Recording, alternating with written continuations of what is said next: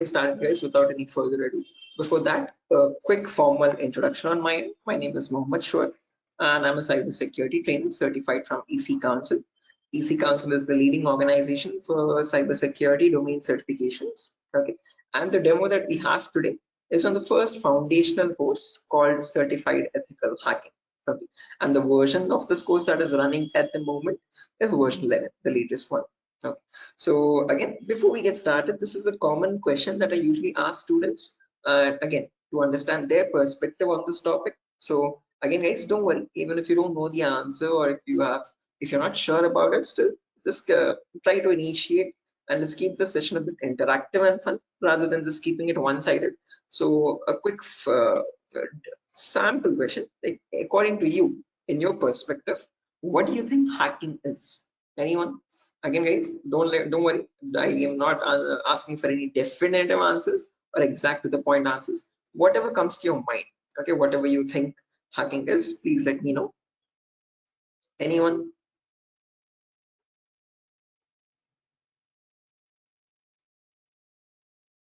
Try to breaking the system. Trying to breaking the system, is that breaking, right? I mean, did I get this right? Break into To the system access is, Yes, try to to access your personal things like computer, mobile. oh, okay, trying to break into the Uh, system or access personal things. Unauthorized access to the system or a data. Unauthorized access to the system or data. That's a great answer. Again, all answers are perfectly right. There's nothing wrong with them. Perfectly correct answers. Anything else, guys? Does anyone else want to add anything to it?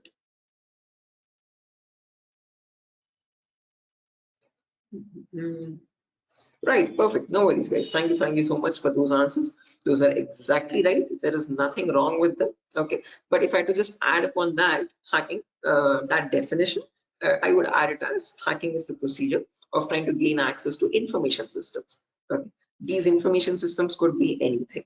They could be from as small as a mobile phone to as big as a web application server or a database or the cloud organization as well. Okay, and this is done without the permission or without the consent and knowledge of the person owning those systems. Okay, so if those systems belong to a third party person, that person does not know that someone is trying to gain access to their information or the data. Okay, and this is usually performed by hackers for their own benefit. So once they get access to the systems, they can steal the data, destroy the data, or sell the data as well to other third party vendors. Okay. Now, depending on this definition, we easily understand that hacking is a malicious job. It is a criminalistic task. If it is such a bad thing to do, why do we have a course called ethical hacking? Is the second question. Because ethical is something which is legal, which is allowed. And how can it stand beside the word hacking, which is completely contradictory? So to define ethical hacking, on the other hand, this is the procedure of trying to find vulnerabilities. Okay, a vulnerability is nothing but a flaw or a loophole in the information system. So usually manufacturers might make mistakes somewhere here or there in the coding of the application. Okay, so that gives rise to something known as weaknesses in the information system, or in technical terms, it is also called as vulnerabilities. Okay, and this vulnerability finding, or the process of trying to find these vulnerabilities, is done with the consent and permission of the organization. Okay, so this is done in order to report it back to the target, okay, or to the authority, so that they can apply the appropriate patch for it. And once a patch is applied, that vulnerability is closed. It closes the doorway for the hacker to cause any harm. So thereby, with ethical hacking, we're trying to increase the security of the organization rather than cause any harm. Okay, so that is the main difference, guys, between hacking and ethical hacking. Where in hacking, we are trying to again, the hacker tries to take advantage of those vulnerabilities and tries to get information access. But in ethical hacking, you're trying to find those vulnerabilities, you're trying to report them back to get them patched so that you can increase the security. Okay, so I hope these two definitions are clear, guys. Again, if you have any questions, or if you have any queries, or if you want me to repeat something, please do not hesitate to let me know. Okay, feel free to interrupt me at any certain point. Okay, so now, depending on these two definitions, guys, of hacking and ethical hacking, we can categorize the types of hackers. So basically, there's three types. There's someone known as a black hat hacker, a gray hat hacker, and a white hat hacker. A black hat hacker can also be termed as a cyber criminal who performs hacking for his own benefit, okay, or sometimes even just for fun, without asking for consent. On the other end of the scale, we have the white hat hacker. Okay, white hat hackers are also known as ethical hackers or penetration testers. These are the people who abide by the laws and policies of the organization, and they work hand in hand with them to find the vulnerabilities and report it back. They do that so that they can secure the infrastructure rather than causing any harm. Now, in between, there's a third category, also known as gray hat hackers. Now, from the name itself, you can figure out they have some qualities of the black hat hacker as well as the white hat hacker, hence a mixture. Okay, so like a black hat hacker, they don't ask for permission before finding the vulnerabilities, but once they find the vulnerability, they report it back to the organization. Okay, and that is done in return for a bounty. A bounty is nothing which benefits them. It could be a financial reward or a reputational reward, anything which benefits them or their careers. Right. So all these three types of hackers, whether it be a black hat hacker or a gray hat hacker or a white hat hacker, they perform hacking or ethical hacking in a certain number of steps. Okay. And those steps collectively are called as hacking cycle or cyber kill chain. Okay. Now let me list those steps out one by one so that you can have a clear picture of what the whole course is about, and then we'll briefly discuss about all of them. Okay, so you can ask your questions regarding those. Okay, so the first step that you perform in hacking cycle or cyber kill chain is known as information gathering. Now, certain organizations term this step in different names. They can also call it as reconnaissance or footprinting. Second step is known as scanning. It can also be referred to as enumeration. Third step is gaining access. Fourth step is maintaining access. And the last step is known as reporting or clearing traces. Now, the reason I've specifically mentioned "or" in the last step over here is because that is where it makes all the difference between the white hat hackers and black hat hackers. If you're a white hat hacker or an ethical hacker, you would perform the first 4 steps and then you would generate a report with all the vulnerabilities and the solutions for that and submit it to the organization. But if you're a black hat hacker, obviously you're not going to submit the vulnerabilities, but you're going to take advantage of them. You're going to attack the system, get access to the data, steal the data, and then remove all the evidences, which is nothing but clearing the traces or removing the footprints. Okay, so any questions or doubts, guys, up to this part before I proceed further into the technical part? Any queries or any confusion at the moment? Again, guys, I hope the audio and video is fine. Any issues with my audio or video? Okay. What is this enumeration, sir? Again, yeah, we'll be coming to that, guys. We'll discuss each of these steps one by one so you have a better understanding of what all of them are. Okay, at the moment, until now, here there are no questions, right? Because I guess there's some issues with the audio or video. Some people are exiting and rejoining again. Any issues, any technical issues with my audio or video at the moment? Okay, perfect. Sir, your voice is breaking. Oh, my voice is breaking. 1 second, guys.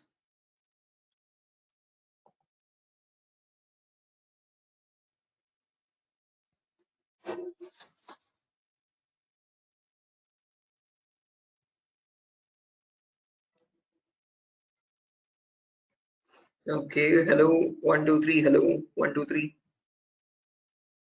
Now it is Guys, okay. it's okay, right? Right, perfect. Clear, sir. Right, let's proceed now, guys, and understand each of these steps one by one so you have a clear picture of what they are. So the first step is information gathering. Again, as the name itself suggests, this step involves the hacker or the ethical hacker to gather as much data as possible about your penetration testing target. Okay, and all this information is gained passively. What I mean by passively is that you get this information from other third-party sources rather than contacting the organization directly. Okay, so for example, if I have a target like Wipro.com, about Wipro.com, I'll start searching online for all the material for it, okay, all the data regarding Wipro.com servers. Okay, the main question is, what kind of data are we talking about over here? And this is the information that we require. So firstly, we try to figure out all the IP addresses and the range of IPs used by the Wipro's main servers or the secondary servers. Then the who is records to understand who is hosting Wipro.com and since when has it been hosting itself. Then the DNS records to understand what information is stored in their DNS servers, domain name servers. Then employee details such as their contact numbers, their email addresses, their usernames and passwords which are leaked, and their home addresses if possible, and so on. So then the domains and the subdomains of Wipro's website, and the operating system information, like what OSs are being used by the servers that are linked with Wipro.com. Now trust me, this guys, that all this information is available online to be gathered. So if I show you a very basic example, let's say if I wanted to find the DNS records for Wipro's organization, all I have to do is go to the browser, and in the browser I can search for a website called DNS Dumpster. This website is available for free for anyone to access. You can click on the first link, and over here you can just search for Wipro.com, and you can click on search, and now this is going to fetch and give you all the information about the Wipro's DNS servers. So first things first, it tells you where the Wipro servers are being located on the geolocation map. So it tells us that there are 4 DNS servers for Wipro. As you can see, these are their host names, exact host names, and these are the exact public IPs. These IP addresses are very important for a hacker or an ethical hacker to proceed with the further steps of scanning and enumeration. Okay. After that, we can see that there's the host record telling us what are the Wipro servers IP addresses and subdomains IP addresses. So this is the main Wipro.com server, which is being hosted on the IP 66.7.148.227. Again, this information is very relevant for a hacker or an ethical hacker to proceed further. Further down, you can also see it also gives us the complete network topology. So this is how Wipro servers are connected to one another, and we have the whole network topology with the host names and their IP addresses. Okay, so this is basically whole Wipro's organization main server data. So again, this data is readily available, guys, for anyone to be accessed. That is not the vulnerability. Wipro themselves manually give out this data so that everyone around the world can access their servers. If this information is not given out, not many people will be able to access Wipro services and the website. Okay, the giving out of information is not wrong over here, but not checking if the information that you're giving is secure or not is the vulnerability. Okay, so we have to see that whatever Wipro is disclosing, all these servers one by one are completely secure. Okay, after information gathering is done, then we go to the next phase, which is known as scanning or enumeration. Now, one of you asked me what scanning or enumeration is. This is nothing but trying to get some extra information about the target by making active connections. What I mean by active connections is that you will directly connect to Wipro servers, and from them you will try to fetch the information. Okay. Similarly, when we talk about enumeration, that is about gathering as much information as possible about all the services that are running on the target organization. So in a Wipro's organization, you might have DNS servers, DHCP servers, SNMP servers, Telnet servers, SSH servers. These are the multiple servers, multiple web servers, or multiple other organizational servers. So about each of that server, you need to get information, like what version of services are they running and what applications are they running. So enumeration is trying to gather information about all these servers one by one by making active connections with them. Okay, so you're directly going to ping those servers and you try to fetch the information from them directly rather than contacting any third-party organization. Now, when we talk about scanning or enumeration, there are 3 types of them. There's something known as network scanning, then port scanning, and then finally vulnerability scanning. In network scanning, we can try to figure out on the target network what all devices are active. Okay, so what operating systems are they using, what servers are available, what client operating systems are there. So trying to understand what all devices are they using, IDS, IPS, routers, switches, what all devices are there. On those devices, then you perform port scanning. Port scanning is where you try to figure out what ports are open, and on those ports, what services are there running. Okay, what applications are there running. Then finally, you perform vulnerability scanning to figure out on those services, are there any vulnerabilities? Are there any weaknesses that you can attack on? So during this phase, we'll be using 2 important tools called Nmap and Nessus. So if I just search for enable Nessus over here, this is the tool that is used in organizations as well. So if I click on the first link, as you can see, this is Nessus Professional. If I click on buy, it's around $4,000 for 1 year subscription. Okay, quite an expensive tool, and this is the same tool that is used in real-time scenarios. So we'll be working on the same tool in our classes as well. We'll try to understand how to use this tool and how to run or perform vulnerability scanning. The reason why I'm showing you all this is just to make you understand that we will be using real-time scenario tools. Okay, whatever is used in organizations at the moment, we are up to date with those tools. Okay, after if I show you example, as you can see, I have the Nessus installed on my system over here. I'll show you how you can install on your system as well, and you can see you can perform various types of scans, and once you scan a system, it shows all the vulnerabilities one by one, the critical vulnerabilities or medium vulnerabilities, information based vulnerabilities. Again, don't get too confused, guys. We'll again learn how to understand this report. What are these vulnerabilities? What are these different levels of vulnerabilities? We'll understand all that. Okay, but basically Nessus is a tool which can perform network scanning or port scanning and try to understand what vulnerabilities are there on each and every system. So this is an automated tool. We learn how to perform automated testing and get a report from it. Once you get a report, you need to perform manual testing also. Okay, and that is nothing but our next phase, which is gaining access. Okay, so this is a huge concept. It covers a vast variety of topics, guys. We'll discuss them one by one. Okay, so the first topic that we'll be learning in gaining access is system hacking. So in system hacking, we'll understand how we can crack or bypass a Windows operating system password. So if you have Windows 7 or Windows 8 or Windows 10 or Windows 11, does not matter. Okay, whatever operating system you have, how do we crack that operating system? How do we get the information about their passwords? If you are unable to get the passwords, how can we bypass authentication and get access to the internal files, is what we learn in system hacking. After that comes malware attacks. Malwares are nothing but, in short, malicious softwares. So we'll practically learn how to create each of these malwares, whether it be viruses or worms or trojans, spyware, whatever it be. We'll understand how malwares are generated and how we can protect our system from malwares. Or if there is a malware already installed, how can we detect that malware and prevent it from running further or causing any further harm. Okay, then there's a bonus topic called malware advanced. This is again not included in the CH curriculum. We have just added it as a bonus topic for students to have better understanding about malwares. In this, we'll be sharing the resources to understand how you can create your own malwares by using Python program. So just in case if you know Python, well and good. If not, also not an issue. We'll be sharing the resources as extra material to understand. So if you are interested in malware development or so, this is a very important bonus topic for you. After that comes network penetration testing. In this, we'll learn all the common network attacks. So in a network, you have multiple, again, devices, IDS, IPS, multiple different types of servers like mail server or DNS servers, DHCP servers, SNMP servers, and so on. So we'll understand how to check for vulnerabilities on each of these servers. Along with that, we can perform a few attacks as well.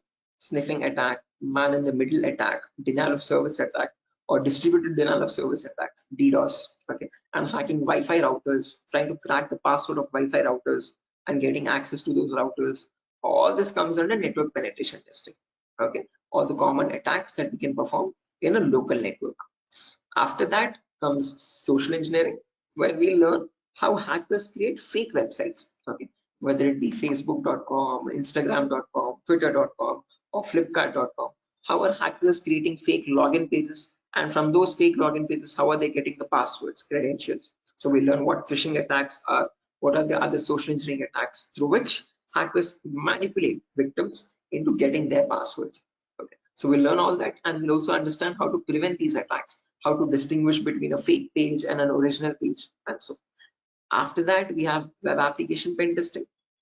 In this, we learn all the common vulnerabilities that exist on websites. So again, websites also have some weaknesses, okay, on which attackers can exploit and try to get access to the internal web server data or the internal database data, and so on. So to list out a few, there's vulnerabilities such as SQL injection, cross-site scripting, broken authentication, file upload vulnerability. Now, might sound very technical, guys, but these are the weaknesses using which hackers can get access to your information, to your passwords and usernames. Okay. After that, finally comes hacking mobile phones, where we learn how we can hack an Android phone and get access to that Android phone remotely. After gaining access is done, then we have maintaining access and maintaining access, reporting and clearing traces, where we learn how we can maintain persistent connections. So if the target is restarting his system or shutting it down and starting after a very long time, how do we get access to that data? How do you still stay connected to the victim machine is what we learn in maintaining access. After that comes reporting of creating traces, where I'll show you how you can generate a report and submit to your client or submit to your organization, or how do you remove the evidences. So this course is designed in such a way where we learn both the perspectives of a black hat hacker as well as a white hat hacker. Okay. And it's designed in a completely practical way, no theoretical nonsense. Every day we'll have a class for 1 hour where the first 20 minutes we'll discuss the theoretical part, understanding what that attack is or how to prevent that attack. And then the remaining 40 minutes we'll discuss the practical part of it, okay, with real-time scenario tools. To list out a few tools, we'll be using this tool such as Nessus, we'll be using Nmap, we'll be using Burp Suite, we'll be using the whole main Kali operating system, okay, which I have over here, as you can see. Okay. Before that, let me show the course content as well, guys, very quickly. So yeah, this is over here, the course content for the whole course. Okay, and the course is for a duration of 35 days, where we learn from the very basics itself. So most of the students ask this as a question, like, sir, are there any prerequisites? Do we need to learn something else separately? No, this course is designed in such a way where even a 10th standard student can come and learn the course for, without any trouble. Okay, because all the prerequisites are included in the course itself. So before we dive into the advanced concepts, there's a few prerequisites which we will cover. The first few introductory classes. First things first, we learn about networking basics. We learn what IP addresses are, what are IPv4 addresses, what are IPv6 addresses, what is a DNS server, what is DHCP server, all the important protocols, what is TCP protocol, what is UDP protocol. We'll discuss all that in networking basics. Then we'll jump into virtualization. Okay, virtualization, because as you can see over here, I'm running my Windows 11 operating system. On top of this, I'm running my Kali OS. Kali is a Linux-based operating system. Okay, and we need to install this. The reason being, this comes pre-installed with all the penetration testing tools. So for information gathering, web application attacks, password attack, Wi-Fi attack, all these tools are available in Kali Linux. These are not available for you in Windows. So that is why we need to understand how to install this Kali operating system. Okay, and for that we need a tool such as VMware. VMware is a virtualization software. This allows you to install multiple operating systems on the same machine. So I have my Kali OS, I have my Windows 7 OS. All of these are running on my Windows 11 operating system, as you can see. Okay, so on my Windows 11, I can run my Kali, Windows 7, whatnot, as many operating systems as I want. After that is done, then we learn basic Linux and Windows commands, because as I've mentioned, we'll be using Kali Linux. So we need to know how to operate that OS. Okay, so we'll understand what the basic Kali commands are. We'll get familiar or comfortable with the Linux environment, and then we'll dive into the advanced concepts. Okay, so there's a few extra concepts there mentioned as well, as you can see over here: cryptography, reverse engineering, IoT, cloud security. These are not mentioned in the presentation for us, but these are all the topics that we'll be covering. Okay, the whole course duration is around 1 month, guys, 30 to 35 days, and we'll have a class from Monday to Friday onwards for every day for 1 hour. Okay, and the timings will be same. We'll have timings at 8 p.m. Every class will be recorded, and you'll be getting the recordings as well online, which we will have permanent access to. So just in case if you're missing out any class, you can access the recordings whenever you want. Okay, if needed, we can take backup classes as well on Saturdays and Sundays, just in case if there's a lot of absence. Okay, so yeah, that's that, guys. A quick introduction on what the course is and how long the duration of the course is. If you have any questions, you can shoot at me right now. Please let me know, guys. Any queries, anything that you want me to repeat or so. Can you hear me?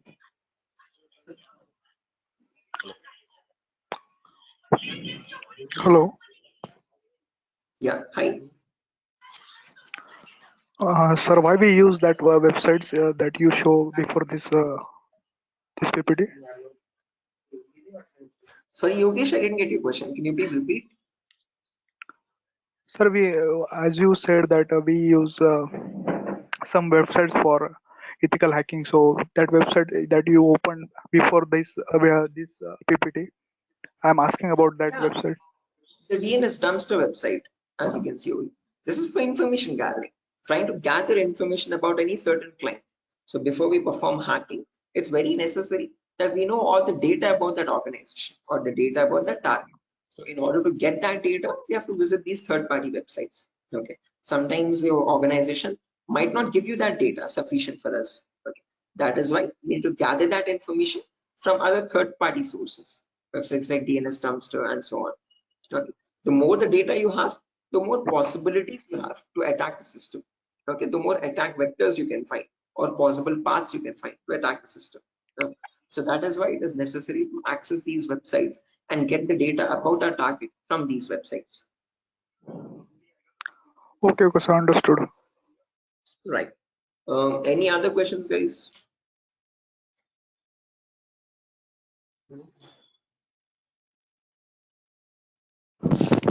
Sir, which type of penetration testing we are going to learn here? Again, CEH is a very comprehensive course, guys. We're not going to be going into any advanced level penetration testing, but we will learn all the kinds of, whether it be web application pen testing or network penetration testing or system hacking or Android pen testing. We'll be covering the basics of all of them. This is a course designed for people who are completely new to cybersecurity, and we can't leave out any endpoint. So we need to understand how to perform network security testing. We need to perform web security testing, Android security testing as well, and Windows or Linux security testing as well. So we'll be learning all of them one by one. Okay, we'll be covering each and every endpoint that is left, as you can see over here in the course content. Okay, but as I've mentioned, we won't be going in depth of all of them. We'll learn how to check for security vulnerabilities, basic vulnerabilities, and how to remediate them, how to remove those vulnerabilities. Okay, if you want to learn about any advanced after CEX is done, then you can go with advanced courses such as web application pen testing for bug bounty. This course is specifically designed only for website security testing. So in this, we'll be going with OWASP Top 10. Okay, this is an organization which gives you the list of necessary vulnerabilities that you have to test for, and this course only focuses on web applications, nothing else. Okay, so after CEX is done, then you can choose a specific domain, and depending on your interest, you can choose your specialization. Okay, whether it be website security or Android security or network security or cloud security and so on. So Okay, sir. Thank you. right. Any other questions, guys? No, sir. Right. Okay. After So course completion, certification provided. yes, if anyone is interested in writing the CEH certification as well, we provide support for that also. There's complete pass guarantee. So I usually handle the certifications myself. So if you're planning on writing a So this is certification, job guarantee. this is what? Sorry. Job guarantees. Sorry, I didn't get you guys. Can you please repeat that? Hello. After this course, his job is. He's asking Oh a yeah, placement again, assistance. job assistance. Again, guys, at Durga, you're not going to be providing any confirm guarantee that we'll be placing you in an organization, but we'll be sharing your resume once you forward it to our consultancies. Okay, so in the price of 8,000 rupees, we are only including the course content with the course completion certificate. And if you're planning on writing a certification, we will give you certification support as well. Okay, so at that price of 8,000 rupees, we are not in contact with the complete job placement facility, but we do have few consultancies where we can give you your resumes too. Okay, once you're done with the resume preparation, I'll be helping you out in understanding how to create a resume as well, depending on a cybersecurity profile. I'll be also sharing the common interview questions, and I have a few references as well to whom I can forward your resumes. Okay, and again, we will be giving you the interview calls, and you can start attending interviews over there. Okay, again, it depends on your skill set and your practice on how well you do the interview. So we don't guarantee anything, but we will definitely show you where you can start applying. If it's necessary, I can just give you one source now itself. You can, after your course is done, this is the common website that I usually suggest for students, jobs.null.community. This is a website only specifically for cybersecurity job roles. Okay, nothing else. As you can see, null jobs. This is the website. Okay, and these are all the different domains, and you can start searching over here. So if you're a complete fresher, just click on freshers or internships, and these are at the moment these are the available placements. Okay, so for internships, okay, if you're not into internships, you want a specific job role, you can start applying for VAPT, vulnerability assessment and pen testing. These are the ones at the moment for cybersecurity. After the course is done, you can start applying over here also. So this is one website that I suggest to most of the students once the course is done, to start applying for jobs. Okay. So again, how well you do, it depends on your skill set and your practicing, guys. Okay. And this website is specifically only for cybersecurity jobs, nothing else. Okay. Any other questions, guys? No, sir. Thank you. Right. Again, if you practice properly and if you're done with the course, guys, and if you're thorough with all the concepts, getting a job in these portals is not that tough. Okay. There's a lot of students from our previous batches as well who have searched for jobs in this nuts.job.co.in and they found their internships and their jobs. Okay. So again, as I've mentioned, once you sit for the interview, it's all on you. Okay. So it depends on your preparation of how well or bad you do. So we can't guarantee anything, okay, because that's on your skill set, but we can at least show you where you can start applying for jobs. Okay. So yeah, that's that, guys. Nothing further for our session today. And yeah, if you have any queries, again, over here is my number. Just in case if you have any queries, technical queries, you can let me know. This is the number over here, 768-006-9768. Hello. Hello. Yeah, I can hear you. Prabin, I can hear you. Yeah. So I just wanted to know. Actually, I'm a working professional. I'm working on the front end side, but wanted to move into this domain. So, what suggestions could you, give me on that side? Again, same, I would recommend if you're completely new to this domain, go with Certified Ethical Hacking, CH version 11. This is a foundational course for people completely new. So you'll be learning everything from scratch. After that is done, if you possible, if time and financial permits you, you can write the certification as well from EC Council. So there'll be a CH examination for 125 questions. Okay. And if you give 75% of them right, you get certified from EC Council. You get a certificate from the US organization. Okay. So that adds edge to your resume. If not, if you are not, again, certification is quite costly. It's around $500. So if you're not planning on writing the certification, I would recommend doing some extra advanced courses as well after CH is done, and then add that at least to the resume to build some edge again. Okay. Okay. And is there any coding involved here, or is it into completely into, the security part? Not at all. In CEH, you don't have any requirement for coding level language. But if you're planning on going for some advanced courses like web application pen testing or mobile security testing, there you might need to have some basic knowledge. Okay. So when we talk about web application, it is necessary that you have basic knowledge on HTML and JavaScript. Okay. But when we talk about CEH, the foundational course, for this we have no requirement for any coding level language knowledge. Okay. And what kind of roles are we can apply after the completion of this course? Like someone is if having 5 years of experience and he has transited into this particular cyber security, what kind of roles would be available? Again, as you can see over here, these are the roles that you can start applying for. VAPT assurance lead, VAPT senior security analyst, cyber security consultant. These are all the job roles. Penetration tester, security analyst, or monitoring job roles, and so on. Vulnerability assessment tester. These are the job roles you can start applying for. Okay, cool. Thanks. Right. Any other questions, guys?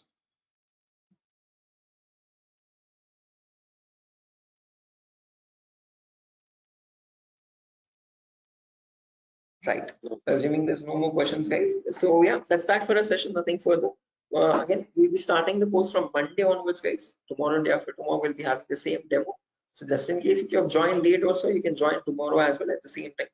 And if not, you can directly join the course on Monday. Okay. If you have any further technical queries, guys, here's my contact number as I've mentioned already.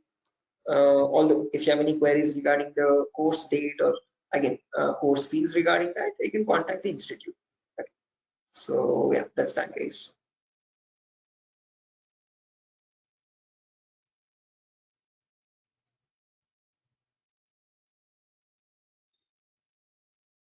Sure. So I'm gonna be exiting, guys. I hope you have enjoyed the demo. And yeah, if there's any queries, please do let us know how we can help you. Okay. Have a good day, and I'll see you soon. Bye bye.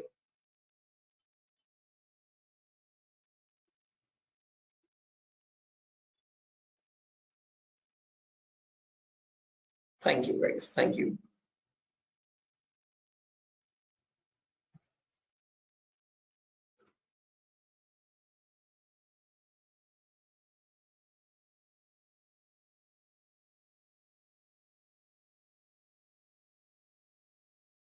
Okay. Hello, guys. Can you hear me now?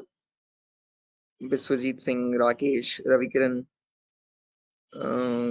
Maman, Shiva, Sujata. I hope I'm audible now, guys. Yeah, Biswajit. Can you hear me now? Yes, we can. Right, perfect. So let's just wait for 2 more minutes, guys, for the other people to join as well. And then we'll be starting the session. Until then, if you have any queries or if you have any questions before we start the session, you could please let me know.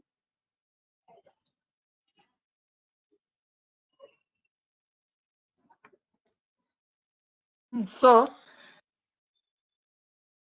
Yes, I excuse can me, hear sir. you. Yeah. So is this the same demo was on Sunday? Yes, the same demo itself, guys. Oh, okay. I have attended on Sunday, so I thought it would be some different or what. No, it's the same demo, guys. A shorter version of that same demo. Again, we'll be starting the live classes, or the course is going to start from Monday onwards. So just in case you're planning on joining the course, you can join from Monday. The first class will be on networking concepts. Okay, thank you, sir. Tomorrow as well, we'll have one last demo. So Thursday and Friday, today and tomorrow will be the last demo sessions, just in case if students have missed out the previous demos, they can join. That's one last chance for them. And then from Monday, we'll be starting the course itself. Yeah, okay. So just in case, guys, if there's anyone who has already attended this demo session, again, just a heads up, this is going to be the same demo. It's not going to be any different from the previous ones. Okay, this is just backup sessions or backup demos for people who could not join earlier. Okay. Okay. Thank you, sir. Sure.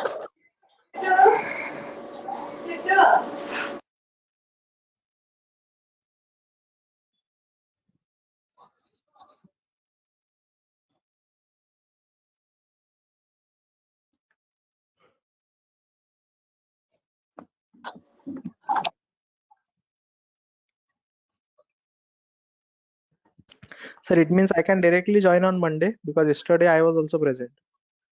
Yeah, sure, guys. Again, as I've mentioned, it's the same demo. It's not gonna be any different.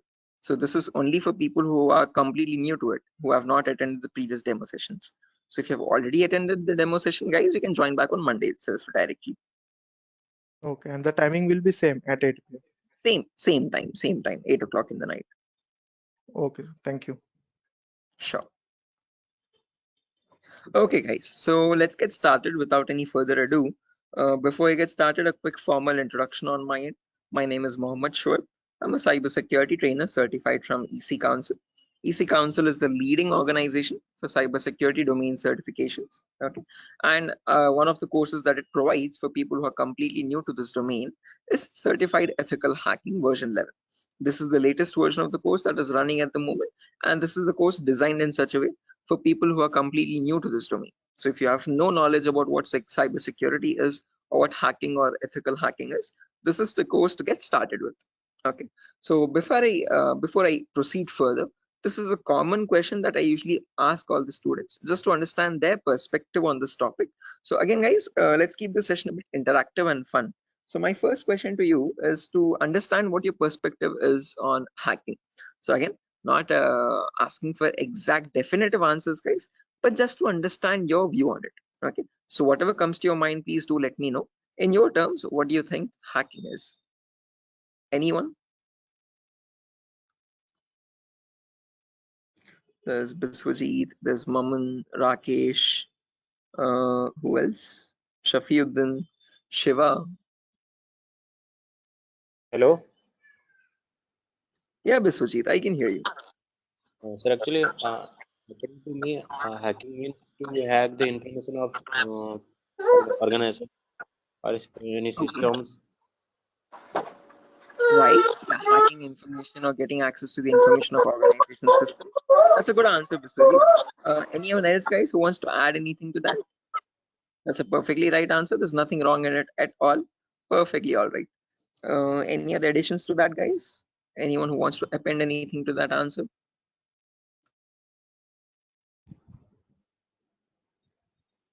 Okay, no worries. Shiva, you were about to say something? Your mic was unmuted for a while. Did you have an answer? Okay, no worries, guys. So let me just add on with Biswajit's answer. So if I had to define hacking on, depending on using on his words itself, hacking is nothing but the procedure of trying to gain access to information systems. Okay, now these information systems could be anything. They could be as small as a mobile phone to as big as a database or a web application server or cloud organization itself. Okay, and this gaining access to these devices is done without the permission and the consent of the person owning those systems. Okay, so the organization who owns those systems has no clue that someone is trying to gain access to their data. Okay, and this is usually performed by hackers for their own benefit. So once they get access to the data, they can steal it, they can destroy it, or sell it on the dark web to other third-party vendors. Now, if hacking seems such a malicious job, why do we have a course called ethical hacking? Is the second question. Because ethical is something which is completely legal. And how could hacking become legal now? That's the main question. So when we talk about ethical hacking, on the other hand, guys, this is the procedure of trying to find vulnerabilities. Okay. A vulnerability in simple terms can also be called as a weakness or a loophole in the information system. And using these weaknesses only, hackers try to get access to the target informations, target information systems data. Okay, so your job as an ethical hacker would be to find these vulnerabilities before a hacker does, and this is done with the consent and permission of the organization. So once you find these vulnerabilities, you have to report it back to the organization so that they can apply the patch for it. And once a patch is applied, you're thereby increasing the security of infrastructure and preventing hackers from causing any further harm. So with ethical hacking, you're trying to increase the security and make the infrastructure much more secure and stronger compared to what hacking is. Okay, where you're trying to exploit vulnerabilities. Okay, so are these two definitions clear, guys? Like what is hacking and what is ethical hacking, and how are they different from one another? Because most of the students have a misconception that both these terms are one and the same. No, guys, we're not going to be performing hacking. We'll be learning ethical hacking in the course. Okay, we won't be exploiting the vulnerabilities, but we'll see how to search for them, how to find them in an organization's systems, and how to report them back to the organization. Okay, so that we can prevent hacking from happening. Now, depending on these two terms, guys, we can categorize the different types of hackers as well. So we have someone known as a black hat hacker, then we have someone known as a white hat hacker, and in between there's someone known as a gray hat hacker. Okay, so firstly, the first category is black hat hackers. These people are also commonly referred to as cyber criminals. Okay, these are people who perform hacking for their own benefit, and they do this by asking no consent at all. On the other end of the spectrum, we have the white hat hackers, who are also termed as ethical hackers or penetration testers. Now, these people perform ethical hacking, or in simple terms, penetration testing, to find all the vulnerabilities in the organization. And they do this by asking for consent and by following all the laws and policies set by the organization. So they do not cross any line, they do not perform exploitation of any vulnerabilities, they only work to increase the security of the organization. Now, in between white hat hackers and black hat hackers, there's someone else known as a gray hat hacker. Now, as the name itself suggests, these people have both the qualities of black hat as well as a white hat hacker. Like a black hat hacker, they don't ask for permission before finding the vulnerabilities. But once they find a vulnerability, like a white hat hacker, they report it back to the organization. Okay, they don't take advantage of it, they don't exploit it and try to attack the system, but they report it back so that they can help the organization. But it's a give and take relationship, so it's there's kind of a bargain over here. Okay, the catch is that these gray hat hackers ask for a bounty in return. Okay, a bounty is anything which benefits them, so they could ask for some prize reward, or they could ask for some reputational reward, anything which benefits their career and profile. Okay, and that is why, in simple terms, they are also known as bug bounty hunters. They find bugs in return for a bounty. Okay, so they are hunting for bugs. Okay, now all these three types of hackers, whether we take black hat hackers, gray hat hackers, or white hat hackers, they perform hacking or ethical hacking in a certain number of steps. Okay, and they follow a procedure, a systematic procedure. That systematic procedure is known in simple terms as hacking cycle or cyber kill chain. Okay, various organizations categorize these steps into various numbers, but if I had to summarize it up, there are 5 important steps in hacking cycle or cyber kill chain. Whether you take a black hat hacker or a white hat hacker or any kind of a hacker, he needs to follow the same procedures as well. Okay. Now let me list them out first, and then we'll discuss in detail about each of them, so you have a clear picture of what the whole course is about. Okay. So the first step is known as information gathering. It can sometimes also be referred to as reconnaissance or footprinting. So they are one and the same term, guys. Don't get confused. Various organizations use various terminologies, but whether you hear information gathering or reconnaissance or footprinting, all the three terms are one and the same. After that, you have scanning, which can also be referred to as enumeration. Then you have gaining access. Then you have maintaining access. And then finally, there's a reporting or clearing traces. Now, the reason why I've mentioned or over here in the last step in capitals is because to make it a note to understand that this is the only step where you have a difference between black hat hackers and white hat hackers. Now, whether you're any kind of a hacker, whether it be black, white, or gray, the first four procedures are to be followed mandatorily. So you have to follow those first four procedures in the same order. After that, in the end, what changes is the last thing that you do. Okay, if you're a white hat hacker, you would definitely report all the vulnerabilities that you have found with the remediations, with the solutions to remove those vulnerabilities.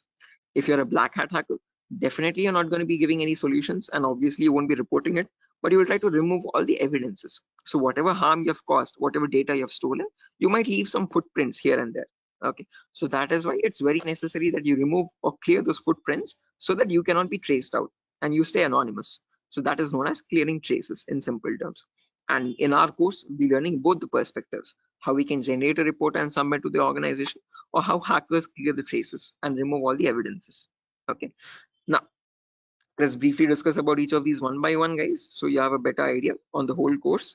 But before that, any questions, guys, for anyone? Again, please feel free to interrupt me at any certain point. Do not hesitate to ask a question. Please let Hello, me know. Yeah, Biswajit, I can hear you. sir. Is this class is getting recorded? Yeah, this will be recorded, definitely. Every single class that we take will be recorded and it will be uploaded to the Google Drive. So even once we start our course as well, the whole duration of the course, every single day we'll take a 1-hour class, and each class will be recorded and uploaded to the Google Drive.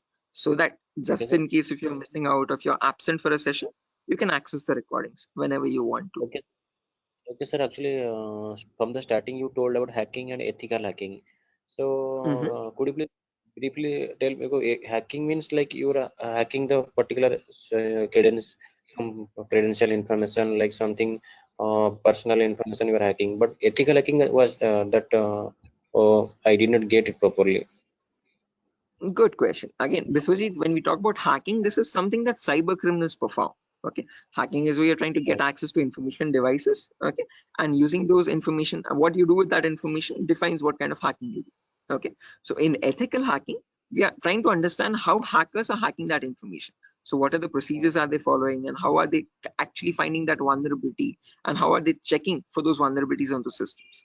Okay, so we as ethical hackers try to find those same vulnerabilities that hackers use, and we try to rectify those vulnerabilities. We try to apply the patches for them.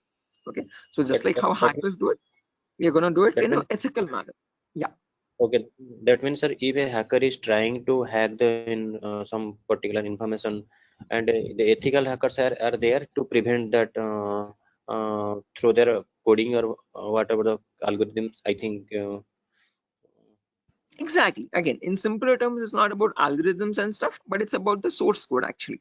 Okay, so whatever it is known as a vulnerability. A vulnerability is a weakness or a misconfiguration of the system. So ethical hackers do the job of finding those vulnerabilities before a hacker can cause any harm. Okay, and once the vulnerability is found, they disclose it to the organization, and organization will remove that vulnerability so that your systems are secure. Okay. Sir, then although you told about the black hat hackers, Mhm. red hat, and gray. So what are the Mhm. what are the job responsible of the three hackers? Again, yeah, I'll be coming to that as well, Biswajit. So when we talk about ethical hackers, we have a certain few job roles that we can apply for.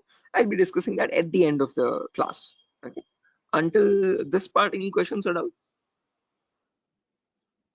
Okay, hacking cycle. And you information gathering, scanning, in animation. You will tell detail about this chapter, I think. Right now, yeah, that's the main thing to do right now. I'll be doing that now. Okay. Sir, you continue. Sure. Right. Anyone else, guys, who has any other confusion or any issues with the clarity? Mamun, Shafiuddin, Shiva. Right. Okay. Now let's briefly discuss about each of these terms, guys, one by one, so that you have a better picture of what we are going to be discussing in the course as well. Okay. So the first step is information gathering. Okay. As the name itself says, information gathering is nothing but trying to gather as much data as possible about the target organization. So if we take a client, for example, Wipro.com, for the time being, we need to gather information about Wipro servers. Okay. Now the main question is, what kind of information are we talking about over here? And this is the information as follows. Okay, so we try to gather information such as the IP addresses or the range of IPs used by the Wipro servers, then the whois records to understand who is hosting Wipro's website, and since when it has been hosted, when was it last updated, when will it expire, then the DNS records to understand what data is stored in the DNS servers, then employee details such as the contact numbers, email addresses, usernames and publicly leaked passwords, and domain names of the Wipro.com, subdomains of Wipro.com, and operating systems. So what OSs are they using in their organization? So if I give you a very basic example, I can just go to my browser, and in the browser I can search for a website called DNS Dumpster. This is a common website that I usually show in the demo sessions. So if I search for DNS Dumpster, I get the first link. Now this is an example of information gathering. So you're trying to gather information about Wipro.com from other third-party sources. So right now in this step, we are gaining information passively. What I mean by passively is that we are not contacting Wipro.com directly, but we're trying to gather information about Wipro.com from other third-party sources, such as DNS Dumpster. Now when I click on search, I can notice this gives me all the information about Wipro's DNS servers. Okay, so at the moment Wipro has 4 DNS servers with these host names and these exact public IPs. So these IP addresses are very important for a hacker or for an ethical hacker to proceed further in the further steps of hacking. Okay, after this information is given out, we can see the mail servers, we can see the DNS servers, we can see all the host records, which are nothing but the main servers of Wipro.com, the main domain name and the other subdomains, and their exact public IPs. Scroll down much further and you can see the whole complete network topology. So this is how Wipro's servers are connected to one another. Okay, so these are all the servers of Wipro. Okay, the main domain and all the subdomains, and the mail servers also, mail or DNS servers. Okay, so this gives us complete information of all the endpoints that you have to test for complete security of Wipro. Okay, now this information is given out by Wipro itself. It needs to be given out. It is mandated so that people can access their services. Okay, what that is not the vulnerability, guys. Giving out the information is not the vulnerability, but not checking if each of these endpoints are secure or not is the vulnerability. So a pen tester or an ethical hacker needs to check for each and every endpoint and see to that that on each of these servers there are no unnecessary ports running or unnecessary services running which are having vulnerabilities. Okay, so now next comes the scanning phase. So after you gather information like this about a target organization, then we go with the scanning phase. Okay, scanning is where we get some extra information by directly contacting the servers. Okay, so to gather more information by making active connections with the direct target. So in this phase we'll be using 3 types of scanning. There's network scanning, port scanning, and vulnerability scanning. In network scanning, we try to figure out on the target network, on the target organization, what all devices are being used. So if we take Wipro for example, in Wipro's company or in Wipro's office, what all devices are being used, what servers are they using, what firewalls are they using, what IDS, intrusion detection systems or intrusion prevention systems are they using, and what all services are they using, DNS, DHCP, and so on and so. Okay, once we know that, then we perform port scanning to figure out all the services as well and their version details. So if they're using DNS service, what version of DNS are they using? If they're using mail services, what mail services are they using and what versions are they? Okay.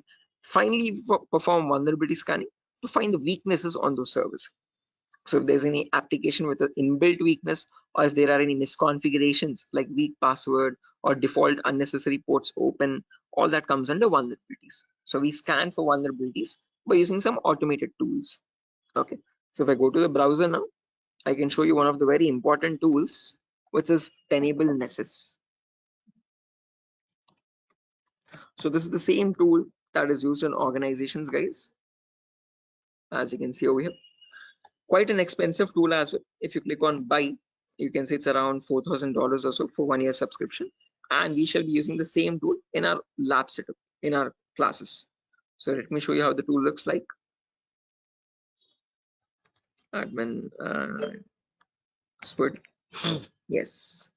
So again, default password, default credentials, policies, scan templates. So this is how your Nessus tool looks like, guys. So this is capable of performing your network scan or port scan or vulnerability scan, and gives you the list of vulnerabilities. So once you perform a scan, it shows you in your network whatever devices are there, what vulnerabilities are there on those devices.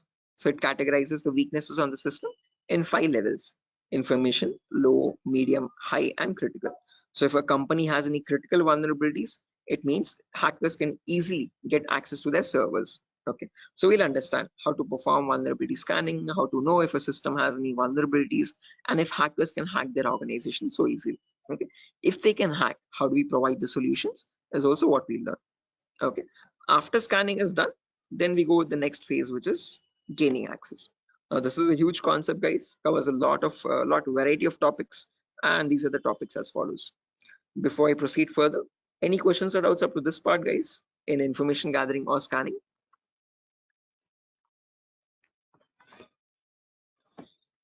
Biswajit, Mamun, Shafiuddin, Shiva, please do not hesitate, guys. If you want me to repeat something, I will definitely do.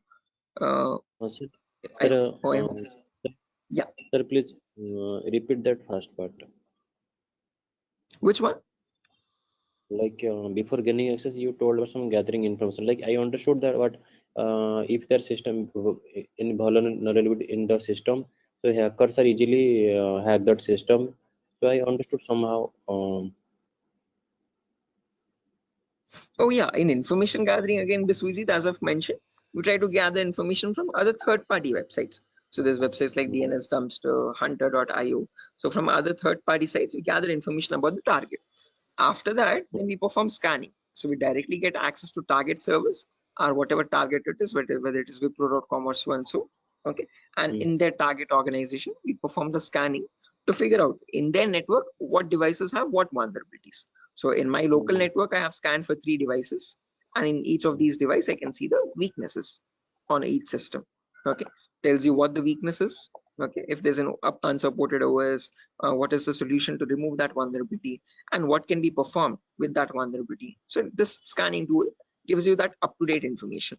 Okay, so this is all this all comes under automated vulnerability scanning. Okay, so this is something that you always perform in an organization to test for vulnerabilities on different systems. Okay, it is software. Yeah, it is a software.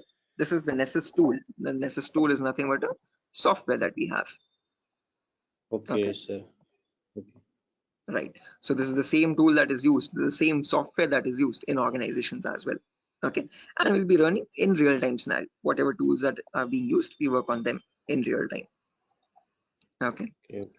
So yeah, now proceeding further, after all this is done, then we go with the gaining access phase. This is where we try to perform various kinds of attacks to get access to the systems. Okay, once we perform the scanning, once we know that these are the vulnerabilities on which you can attack on, next part is nothing but to attack directly, which is nothing but penetration testing.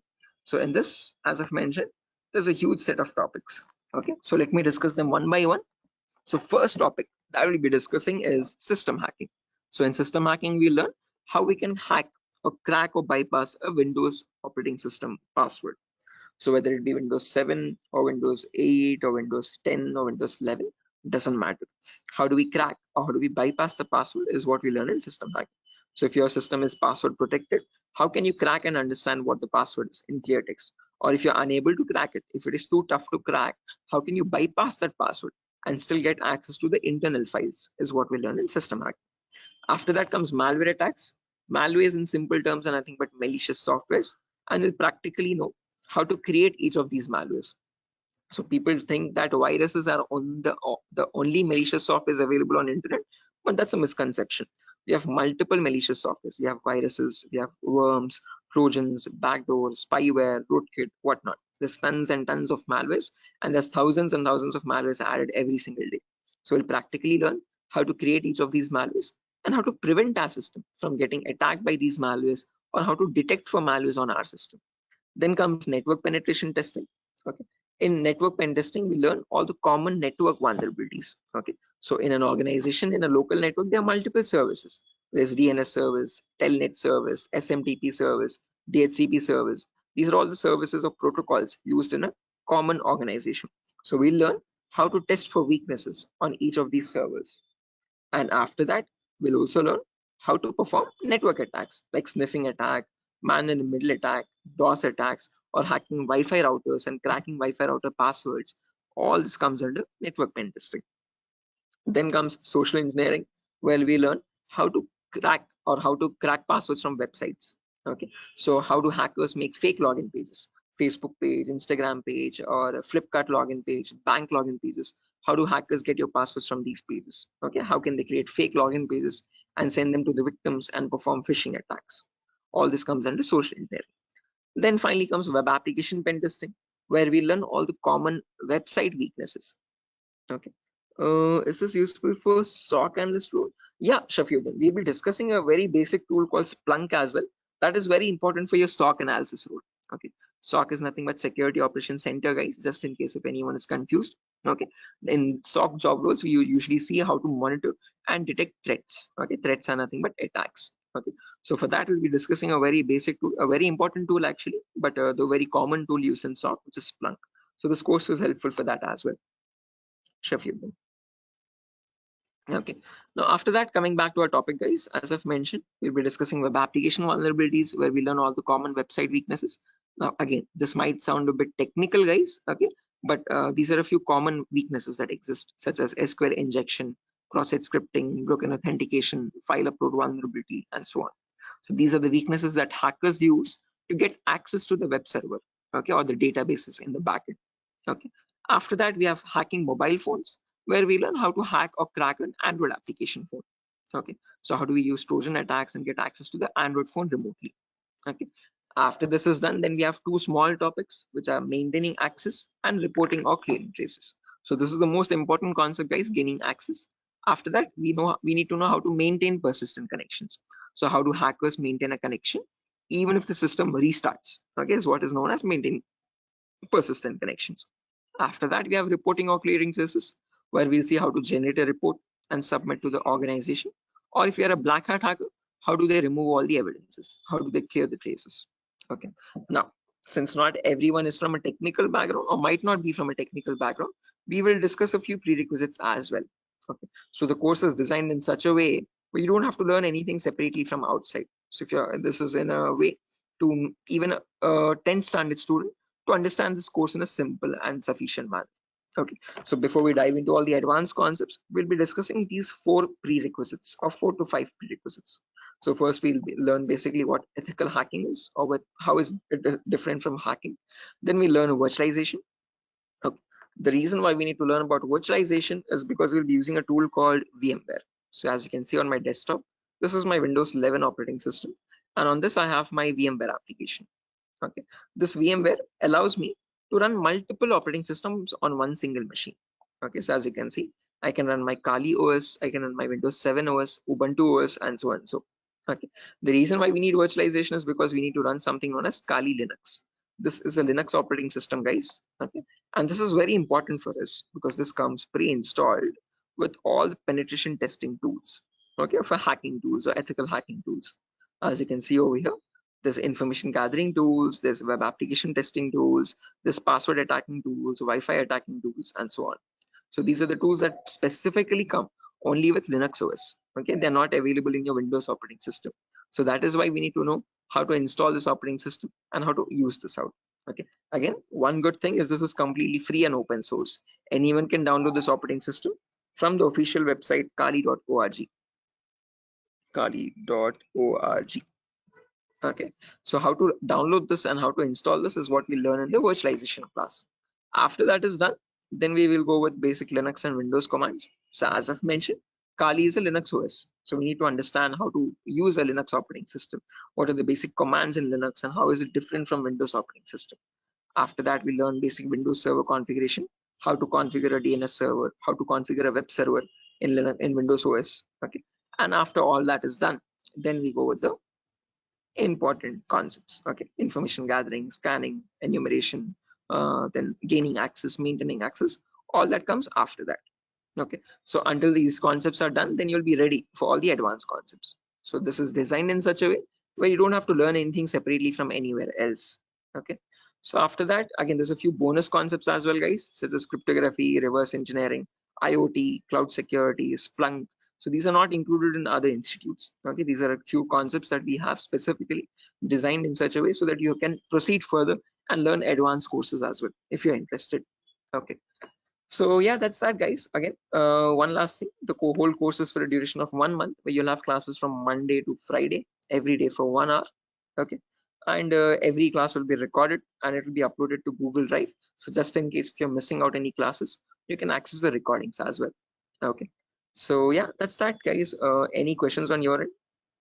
Yeah, Biswajit, you were asking me one question, asking about the job roles, I guess. So once you're done with the course, you can start applying for job roles like SOC analyst, vulnerability assessment tester, or penetration tester, or again, security engineer, and so and so. Okay, so these are the job roles that you can apply for once you're done with the course. Actually, I have taken this course on. I was just learning this course just to get a job in that ethical hacking, like information security, and in any IT company. So actually, sir, as I came to know that, sir, is there any like coding algorithm required to just like to do such kind of activity in Good ethical question. hacking? Great question. This is a very common question that is frequently asked by students, that do we need any coding knowledge required for this course? Definitely not. So, sir, in CEH we will be discussing again. We will be primarily focusing on Linux operating systems. So we need to know how to use a Linux OS properly. Okay, so that is the only requirement which we will be learning throughout the course. Okay. Other than that, you do not require any coding level language knowledge at all. Okay, so coding or development knowledge is not at all necessary. Wherever it is, we will be discussing that basic necessity of it. Okay, so there are certain topics where we have a topic called malwares. So in this we learn how to create malwares. Okay, so in that one topic will require basic coding language knowledge, but again, that itself I will myself be teaching it. Okay, so you don't need to learn anything separately from anywhere else. And other than that, this one topic, malware, we won't be using coding language at all anywhere. Mhm. So Ajay, so actually I am doing job in Linux support, like technical support. That's great. This is going to be a lot easier for you then. Mm.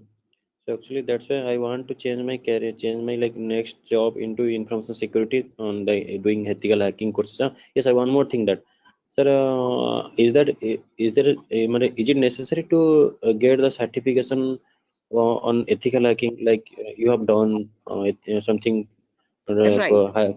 Again, it gives an edge, Biswajit. It's better to have a certification. If you're not going with certification, I would recommend you learn a few extra courses as well. Okay. After certified ethical hacking is done, then go with one advanced course, one specialization course like network security or web application security or so and so. So that will add you some much more value to your certification. Okay. So into your resume actually. Okay. So it's better to have certification. But if you're not having certification, just to increase or broaden your skill set, learn an extra course after CH in cybersecurity itself. Okay, there's many streams. Okay, we provide web application security as well, testing. So you can join this course as well, just in case if you're not doing a certification. Okay. okay. So after that, web application security is another course. Yes. Okay. So in this syllabus, sir, what we will learn totally overally, what we learn, how much we can work in a company.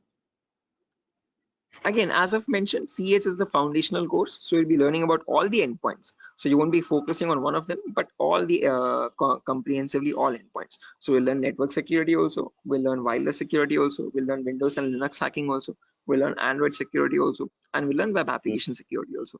But in CH, one thing is you are going to be like a master of, jack of all trades, master of none. So you're not going in deep, you're not specializing in any one of the fields, you're learning about all the fields. After that, you can choose one specialization and you can focus on that. You can either go towards web security or cloud security or network security. Depends on your interest. Okay. Understood, sir. Then Right. that will the final and long-term career. Long term, yes. Okay. To get started first, usually in cybersecurity, you usually get monitoring job roles for a few months. Okay. After that, Okay. then you can go into deeper course. Mamun, are you going to teach all security courses? Yeah, I'm the same tutor, Mamun. So after CH is done, if you're planning on going with cloud security or web application security, we provide those as well. At the moment, mobile and network is not included, but just in case, since there's a huge boom, there's a huge requirement for web application. So that also I provide. Okay. Okay, sir. You can go with 1 year experience, Shafiuddin, not more than that with CEH. But if you like add a few more courses after that, like after CH, if you do web application and also, you can add a couple years experience, like 2 or 3 years of experience as well. Okay, because you need to know more tools with such years, which that huge years of experience. They will ask you what tools you have worked on. Okay, so it's better you have a few knowledge on those tools. So with more the courses, you get more experience with different tools.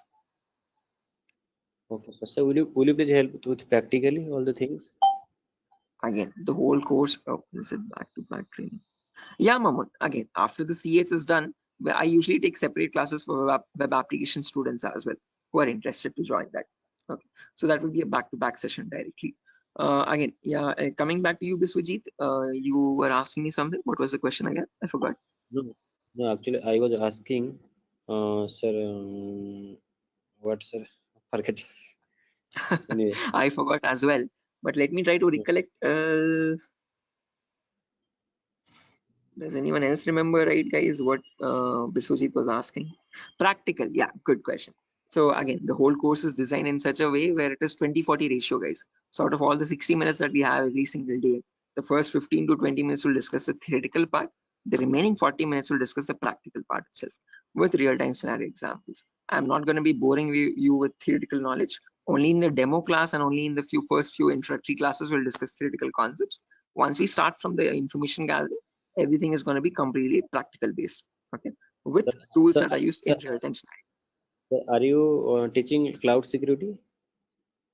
Yes, I teach cloud security as well, Biswajit. Okay, but again, as I've mentioned, that is usually taken up after CH is done. Okay, so we'll discuss on AWS security and again, mostly on AWS itself. Actually, I wanna make my career into that like cloud security part. That's why I was thinking how much practical you will teach here and how much we can be skilled enough in this course, so that we can be confident enough while attending the interview. So, will you please discuss on about some like mock interview questions and resume building? Definitely, I will help you. I will send you sample resumes as well to understand how to create a resume for a cyber security profile. Okay, and along with that, I'll also share the commonly asked in interview questions. So I have a PDF document prepared for that specifically, which I share with all the students after the course is done for all the cyber security related interview questions. Okay, so I'll be sharing all that as well. Okay, sir. No, because I have planned after completion of this course, I have planned to move on cloud security by practicing those questions and all the practical things. Definitely. Again, if necessary, I'll be sharing the resources as well separately for you regarding your cloud security content. Okay. So if you're planning on doing a course after CS is done, then you can contact me for that. We can do that course separately. Okay, sir. Okay, it's not included with Durga Soft at the moment, but again, yeah. Okay, sir. Sure. Any other questions, guys, at the moment?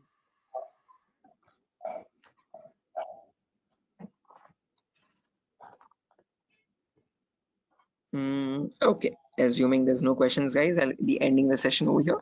And yeah, that was great interacting with you guys all, Biswajit, especially with you because you have asked a lot of questions. So I hope everything is clear and you have no more unresolved queries. Okay, and now I understood. I will follow that like recording also. If I got any doubts and demo sessions, I will ask you in the next class. Definitely, sure, definitely. Again, guys, if necessary, here's my contact number as well, 76800697768. If you have any technical queries, you can contact me over here. If you have any queries what other technology we should know. Again, Mahmood, as I've mentioned, it's better to have Linux knowledge, Linux commands knowledge, and how to use a Linux operating system, and basic networking knowledge. What are IP addresses, what are IPv4, what are IPv6 addresses. If you do not know these also, as I've mentioned, all these are included in the course itself. So these are the prerequisites which are required. But again, I have included them in the course just in case if you're not familiar with them. Okay. So there's no prerequisite for joining the course. All you need is a good laptop to run the practicals. Okay, minimum requirement would be at least an i3 processor, oldest to oldest i3 processor, and minimum to minimum 6 GB or 4 GB RAM.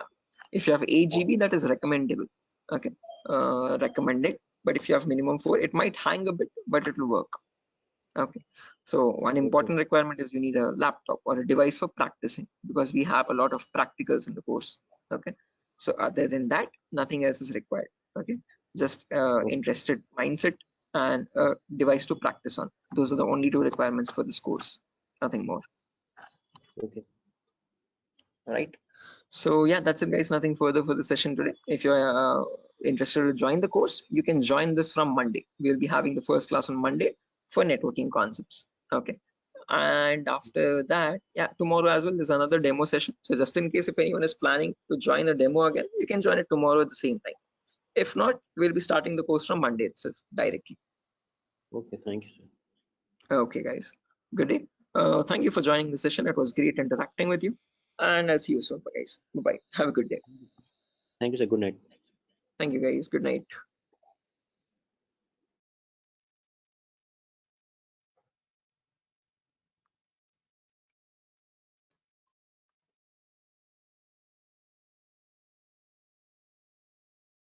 Guys, can you see the screen now?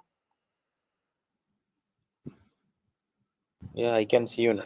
Yes, sir. The Yes, it's Sujata, visible. Sogat. Yes, sir, it's visible. Right, perfect. Thanks. Okay, how many people are there?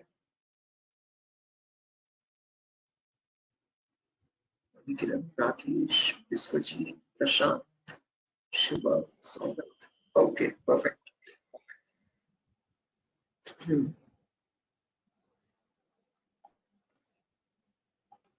Okay, guys, let's get started with the session without any further.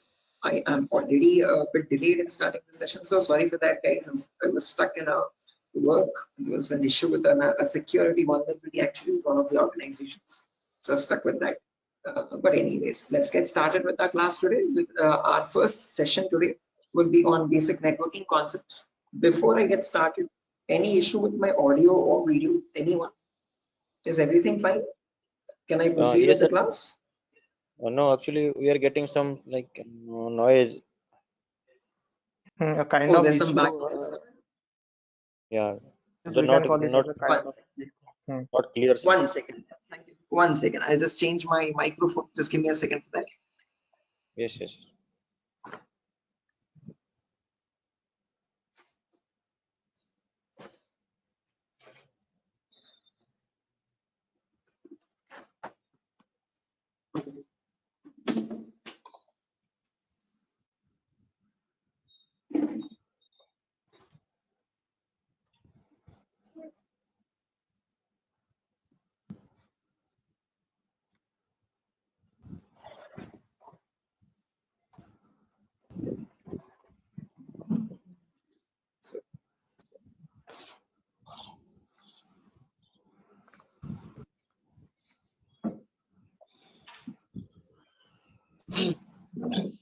Okay. How does it sound now, guys? It is audible now. Yes, now it is clear. Sort of background disturbance, no kind of issues. Yes, yes. Perfect, perfect, perfect. Okay, guys, so let's get started without any further ado. So as I've mentioned, in today's class, we'll be going with basic networking concepts. We'll discuss what IPv4 addresses are. Okay, so before diving into IPv4 addresses, let's try to understand what a network is and what a host is. Now, these are very two simple words that you keep coming across every single day. Okay, a host is nothing but an information device. Okay, any information device which is capable of communicating with other devices is known as a host. Okay, it could be a mobile phone, it could be a router, it could be a laptop, a personal computer, or any other device, an information device, okay, which is capable of communicating with other devices. Now, when you have such devices connected to each other, okay, which can communicate with one another, that forms a network. Okay, so a network is a collection of hosts which can communicate with each other and transmit data. Now, just like how we humans communicate with one another, we have our respective names. Okay, I can address you by your name. You can call me by mine. okay, and we can communicate with one another. We have our unique identities, okay. Similarly, these information devices as well have their unique identities, okay. So when they communicate from one device, when it wants to send packet to another device, it has a unique address for each device, okay, and on that address they communicate with one another, and that address is known as the IP address, guys. IP stands for Internet Protocol. This was built by the US military late in the 1950s or 1960s, okay, and there was IP version 1, IP version 2, IP version 3. All these were unsuccessful attempts. They were you could say experimental. What successfully worked out was the IP version 4, and we are still using that in today's world also. IP version 4 in simple terms is Internet Protocol version 4, okay, and that is what we'll be discussing about in today's class, okay.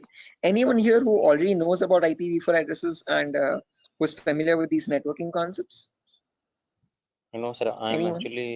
I'm not familiar, but I know the any some, like whenever I was doing programming, networking programming in college days.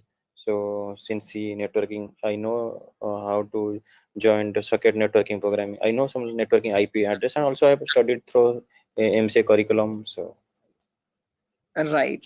Okay, perfect. No worries, guys. Just in case, even if you don't have any idea, we'll be going from the very basics, okay, from the binary itself, okay, to understand what these IP addresses are. Just as a information question, I just wanted to know if anyone was familiar. If not, also don't worry at all. Okay. So I hope you know why we need IP addresses, guys. IP addresses are nothing but acting as an identity for each device. Just like how we have our names, you can address me by mine, I can call you by yours. Similarly, devices communicate with one another depending on IP address. Okay. Now, how does this IP address look like? Okay. Our names have alphabets in them: SHOAIB, SIVA, Shiva, and so and so. But IP addresses are completely numeric based. Okay. Specifically IPv4. Okay. IPv4 are completely numerical or decimal addresses. Okay. It's a 32-bit address, first property. Now, what is a bit? A bit is nothing but the smallest data format. Okay. It comprises of either 0 or 1. Okay, and your IPv4 address is a 32-bit address. What I mean by 32 is that it contains 32 zeros and ones like these consecutively. Okay, and these 32 zeros and ones are divided into 4 equal parts. Each part is known as a octet. Okay, octa in the sense 8 bits. Okay, so you have 4 parts, it's 8 bits each. Okay, and each of this is known as a octet. In simple terms, it can also be called as a byte. Okay, and each octet or each byte is separated by a dot symbol. This is how computers know IP addresses to be like. Okay, this language is known as the binary language of zeros and ones, and your computers or information devices all communicate on binary language only. But for us humans, it's quite tough to understand binary. Okay, so we can calculate it now. If you're quite familiar, if you have some experience, you can calculate binary in your mind itself. But looking at it and understanding it's quite tough. Okay, so in today's class, we'll understand how we can convert any binary number to a human readable format, to a decimal number. Okay, decimal numbers are from 0 to 9. Okay, these are human readable, what we use regularly from day-to-day life. Okay, what computers communicate on is binary data. Okay, so today we'll understand how to convert binary data to decimal data and how we can range the IP addresses. Okay, before that, a quick introduction on data formats. As I've mentioned, 1 bit is nothing but a value of 0 or 1. When you combine 8 such bits, that becomes a byte. Okay, in simple terms, it can also be called as an octet. When you combine 1024 bytes, that becomes a kilobyte. Your textpad files, your contact applications and all these are in kilobytes of data. Okay, when you combine 1024 kilobytes, that becomes a megabyte. Okay, your PDF documents or your music files are in megabytes of data. 1024 megabytes becomes a gigabyte. Okay, your movie files or larger softwares are in gigabytes. 1024 gigabytes becomes a terabyte. Your hard disk is in terabyte storage data, and 1024 terabytes becomes a petabyte. We have never used petabytes until now. This petabyte data is usually used by cloud organizations. Okay, OneDrive, Google Cloud, blah blah blah. Okay, now let's understand how to convert this bit data or binary data into decimal data. Okay, so what I've done is I've taken down this first octet over here, 10101010, and I've written it down over here, as you can see, in an expanded format. Now to convert this, there are 2 simple methods. Method number 1 is there's two simple steps to it, not methods, sorry. Okay, there's one method only. Okay, and with two simple steps. Okay, step number one is you write down the values from 2 to the power 0 all the way up to 2 to the power 7 from right to left. Okay, why specifically 2 to the power? Because this is binary data. You have only two possibilities, either a 1 or a 0. So first 2 power 0, then 2 power 1, then 2 power 2, then 2 power 3, then 2 power 4, then 2 power 5, 2 power 6, and 2 power 7. Let's write down the values for that. 2 power 0 is nothing but 1. Anything to the power 0 is always equal to 1. Okay, that is a mathematical rule. 2 power 1 is equal to 2. 2 power 2 is nothing but 2 into 2, which is 4. 2 power 3 is 2 into 2 into 2, that is 8. 2 power 4 is 16. 2 power 5 is 32. 2 power 6 is 64. And 2 power 7 is 128. Okay, now to convert this number, all you have to do is, just a second guys, let me open up Zoom so that I can draw on the screen. Give me a second.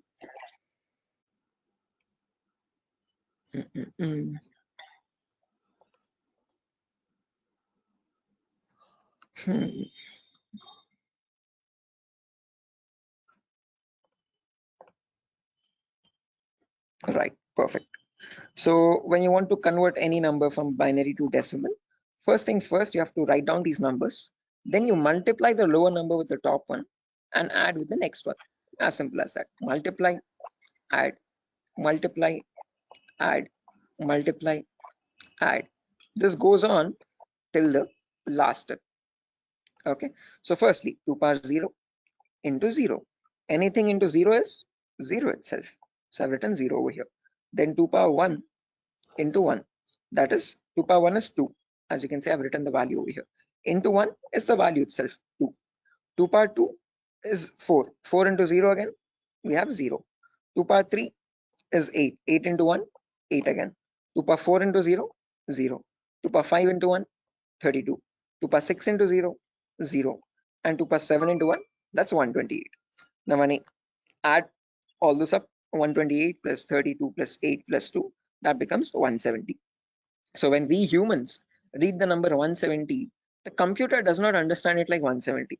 It understands it like 10101010, something like on signal, off signal, on signal, off signal, on signal, off signal, on, off, like that 4 times.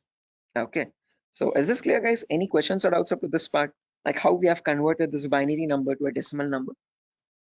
How we know that 170 is equal to 10101010? Any questions for anyone? Again guys, if you have any questions or doubts, please feel free to raise your hand or let me know. You can interrupt me at any certain point. Okay, no issues at all. If you want me to repeat a concept also, please do let me know. I will repeat it as many times as you want. Okay, so guys, any questions up to this part? How we have converted this binary number to a decimal number? Shiva, Sujata, Bharati, Tripti, Vidyadhar. Who else is there? Hello. Biswajit, Chaudhary, Prasad. Hello. Yeah, Biswajit. Sir, you spoke about binary to decimal conversion. Sorry, decimal to binary conversion. Am I right? No, binary to decimal. I've converted this Binary. number 10101010 to So decimal number 170. all the numbers was converted into binary as a sorry decimal. All the binary number is converted into decimal 170. Right. This specific number 10101010. Okay. How did we do that? We wrote down these numbers 2 power 0 all the way up to 2 power 7. Multiply the lower number with the top one and add with the next one. Multiply and add, multiply and add, multiply and add. And that's how I got the final result as 170. So this 170 in binary is equal to 10101010. Right. Is this clear, Biswajit? Yes, I am clear. I know and I clear. Perfect. If everyone has understood this, guys, I have another number over here, as you can see, 01011010. Can everyone convert this value and give me the answer for that? Take your time. You have the table over here as well. Okay. And as I've mentioned, you need to multiply the lower number with the top one. And just go with the next. Multiply and add, multiply and add. Okay. Take your time, guys, and let me know.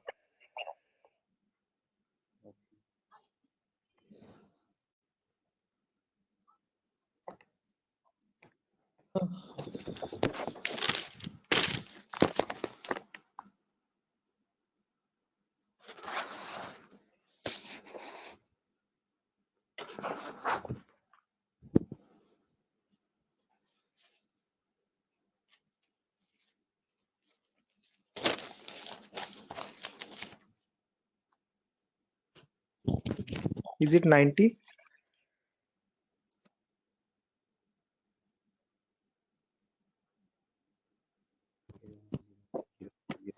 Should be 90. Correct answer, guys. 90 is the correct answer. Anyone else? Sir, are you going to provide us this text file also, or like we have to take notes in means No, handwritten notes? definitely. I'm gonna give this file at the end of the class. I'll take down all your email addresses, and on your email, I'll send this document directly. You don't need to take any separate notes, guys. I'm gonna send this document file. Just in case, as the class goes on, if you want to take down any running notes to note down any important points also, you can. Okay, but all these documents, all these notepad files will be given to you directly. Okay, so yeah, guys, I've received a correct answer from a lot of people over here. Again, as I've mentioned, just multiply the lower number with the top one and go on till the last. So this will be 2 power 0 into 0 plus 2 power 1 into 1 plus 2 power 2 into 0 plus 2 power 3 into 1, like that till the end, 2 power 7 into 0. Okay, to anywhere you have 0 over there, 2 power 0 into 0, just put that 0. 2 power 1 into 1, that's 2. 2 power 2 into 0, that's 0. 2 power 3 into 1, that's 8. 2 power 4 into 1, that's 16. 2 power 5 into 0, that's 0 again. 2 power 6 into 1, 64. And 2 power 7 into 0, 0. When you add all that up, 64 plus 16 plus 8 plus 2, you get the number 90. Anyone over here who has not got the number 90, guys, please do not feel shy. Again, if you're getting all the right answers, you're doing much great than me. In my first day, I could not solve this at all. Okay, I was a very dumb guy. So please, no shame in that. Okay, it's completely fine. Okay, because you need to get this concept very right in order to proceed with the further concepts. If you're failing at this one, it's gonna get a bit complex further down the lane. Okay, so any questions on this part, please do not hesitate to let me know. Okay, assuming everyone has got this right. With the other, yeah, exactly. The reason I'm showing you all this is to understand the range of IP addresses now. That's a great question. I was about to ask you. Again, I tell you myself, like in a real-time scenario, you would never have a necessity to convert a binary number to decimal or vice versa. But the reason why I'm showing you this is so that we can understand the whole range. So if you remember, I've told you, IPv4 addresses are 32-bit address. Okay, so in that 32-bit address, if I wanted to get the first IP address, all I have to do is put all zeros everywhere. Okay, now when you put all zeros everywhere, when you convert that, you get the final IP address as 0.0.0.0. Okay, but if you want to get the last IP now, you have to put all ones everywhere. Okay, in all the octets I've put all ones. So when I convert that, now there will be 2 power 0 into 1 plus 2 power 1 into 1 plus 2 power 2 into 1 all the way up to 2 power 7 into 1. So that would be 1 plus 2 plus 4 plus 8 plus 16 plus 32 plus 64 plus 128.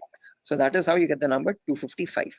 Okay, so the last IP in the IPv4 range will be 255.255.255.255. You will never have a number above 255. The reason being, now you know, because when you convert from binary to decimal, the maximum number you can get is 255 only. So you can never have an IP address like 300.250 or 700.150, something like that. Okay, that's an invalid IP. Okay, whatever IP addresses you have, those numbers will always range between 0 and 255. Okay, is this clear, guys? Everyone, why only specifically 255? Yes, yes. Any questions to this part? Perfect. No, this is Now the maximum. Maximum. Yeah, guys, was someone asking a question? No, I just asked you. This is the maximum IP address to be connected, and maximum host to be connected. Yeah, that's the last IP address you could get in the IPv4 range, Biswajit. No, this is the like from 0 to 255 hosts should be connected, I think. Not necessarily.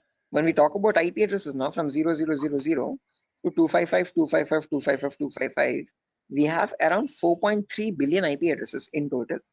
Okay. What you're referring to is classes, guys. Class A, B, C. In class C, you can connect only 255 hosts. That is a much ahead concept. We'll reach there tomorrow. Okay. That's class C. Yeah, with the other. Exactly. Okay. So we have not come up to there, guys. So let's not jump ahead. That might confuse the other students. Okay. So we'll go in a very slow pace. Okay. We'll go step by step. Okay. Let's try to now we know the range of IPs. We know what IPv4 addresses are, how they look like. Okay, and what are the total like numbers, where are they starting from, and what maximum number can they hold. Okay, we know they start at 0000 and they end at 255, 255, 255, 255. Now in between these two numbers, how many addresses do we have is the main question. Okay, how many IPs are there? Okay, so for that, let's try to understand the sequence of sequence of IP addresses. Okay, and again, to understand sequence of IP, there are two simple rules. Rule number one is always start with the rightmost value. So if this is the first IP, 0000, next IP will be 0001, next IP 0002, next IP 0003, next IP 0004. This will go on up to 000255. Okay. After that, can I have an IP like 000256? Is this possible? No. Yes, this is not possible because 255th is the last IP that you can get in any octet. You cannot get a number above 255, guys. It is a very golden rule that you have to remember. Okay. Now, once this octet has reached the maximum value, there comes the rule number two. Only after the rightmost octet has been completely filled, then go to the left value. Okay. And after going to the left value, reset the rightmost value back to 0. Okay. What I mean by that is now this is completely filled. So now this left value 0 changes to 1. Okay. And the rightmost value 255 again resets back to 0. Okay. So next IP after 000255, next is 0010. Now don't directly jump from 0010 to 0020. That is wrong again. Okay. Rule number one, always go with the rightmost value first. So after 0010, you have 11, then 12, then 13, then 14. This goes up to 1255. Okay. After that, 20, then 21, then 22, then 23. Then you have 2255, then 30, 31, 32, 33, then 3255. Like that, it will repeat again and again and again. And somewhere you'll have 2550, 2551, 2552, 2553, 255, 255. Now, both these octets are filled, guys, as you can see. Okay. Again, rule number two. Once the rightmost octets are filled, what it signifies? Those are the IP addresses, guys. Okay. So those are the IPs that devices can get in total. Okay. Okay, so continue. Right. Again, doesn't signify anything. I'm just showing the sequence of IPs. Okay. How do IP addresses progress from one another, one after the other, one after the other?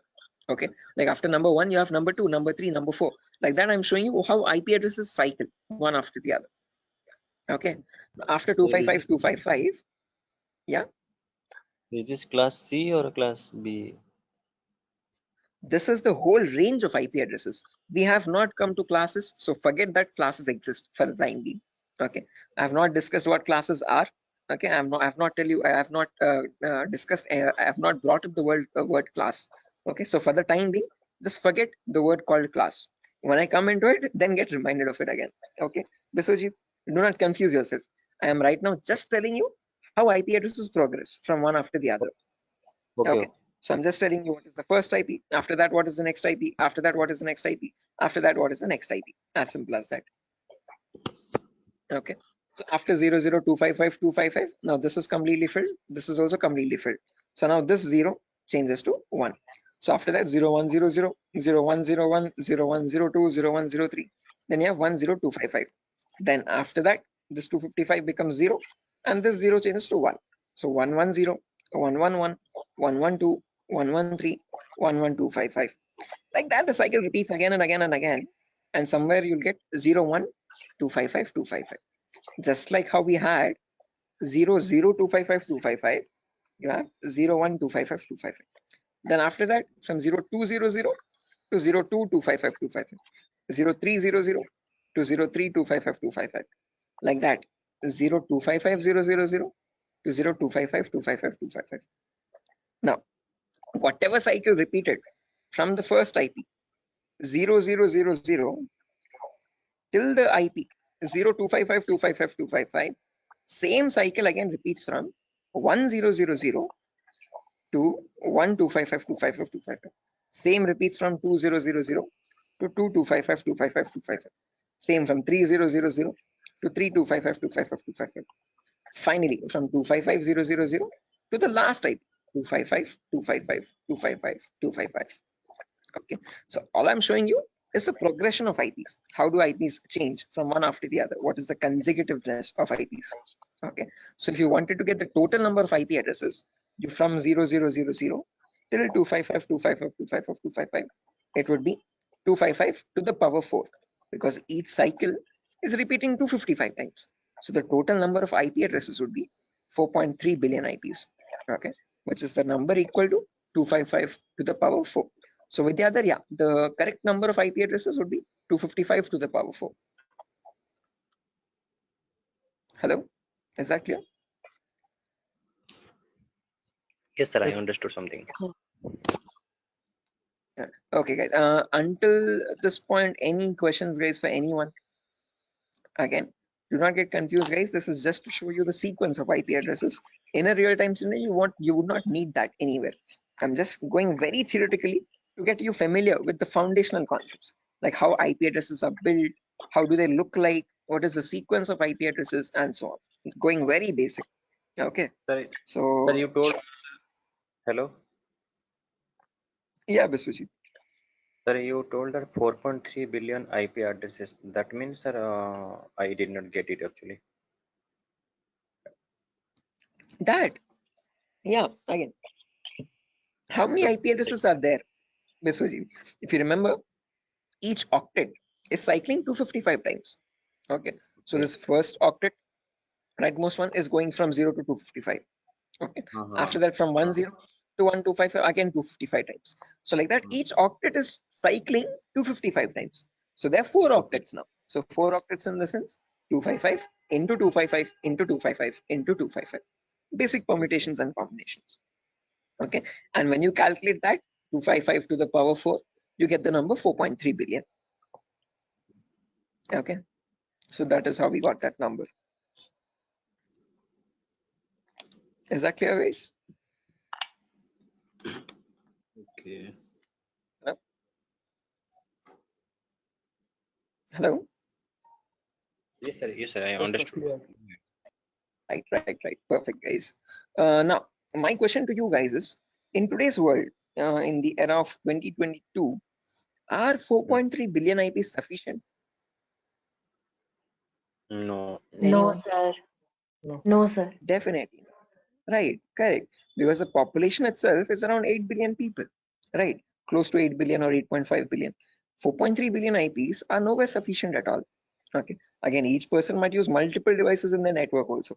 Okay. So that is why, to come up as a solution, they made these IPs into 2 different parts. Okay. Solution number 1 was they divided these IPv4 addresses into again 2 categories. One, something is known as public IPs, and there's another category called private IPs. Okay. This categorization, okay, or division of IPv4 into public and private IPs is known as NATing, network address translation. Okay, when they knew that this solution is also not working out, this might also still cause the IPs to go extinct, then they came up with another set of IP addresses known as the IPv6 address, guys. Okay, so not just IPv4, there's another version as well called IPv6 address, and these are 128-bit addresses. What we are seeing until now is just a 32-bit address. 128 in the sense 4 times the size, bit length size of IPv4. Okay, but in that you have trillions and trillions of IPs. Okay, not billions, but trillions. Okay, so we'll discuss IPv6 on a later date. Okay, but in today's class, we'll end it with public and private IPs. So let's try to understand what these public IPs are and private IPs are. Okay, so public IPs are the IPs given to you by your internet service provider. So in our home, we might have different broadband connections. You could be using Act FiberNet or Airtel or Tata Docomo or BSNL. All these people are providing you the service of internet. Hence, they are known as ISP, internet service providers. Okay, they give you access to the internet by giving you a public IP. Okay, so to your home, you might have a router. Okay, that router might be getting a wire from the outside. Okay, that outside wire, that cable is nothing but giving you the public IP. Okay, so if you want to check your public IP, you could just go to the browser, and in the browser, you could just search, what is my IP? What is my IP? And from that, you can find, you get an IP address over here. If I click on the first link in the browser, you can see I'm getting my FiberNet from Act Fiber Beam. My location is Peddawalter, Andhra Pradesh, Vishakhapatnam. Okay, so this is my public IP. This is the IP I'm using from my ISP to access the internet or to take this Zoom session.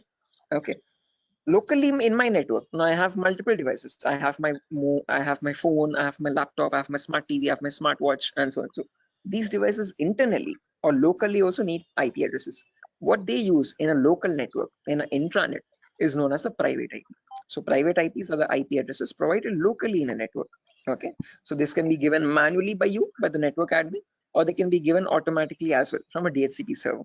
Now, don't worry what this DHCP server is. We'll discuss about it in tomorrow's class. But one important thing to note is public IPs are used for connecting to internet. Private IPs are used in a local intranet. Intra is nothing but a local network, a small indigenous your house network or home network. Okay.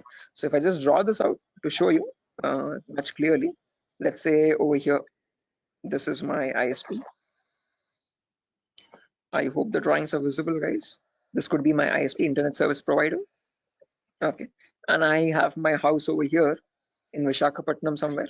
Okay, in my house I have multiple devices. I have my phone, I have my laptop, I have my smart TV, and I have my Wi-Fi router also. Okay, this router is getting a connection from the ISP outside externally. Okay, this is nothing but my public IP. Okay, this is the public IP part. Oh, sorry, public IP. Okay, on the intranet locally. Now these devices, every device will be connected to the router internally.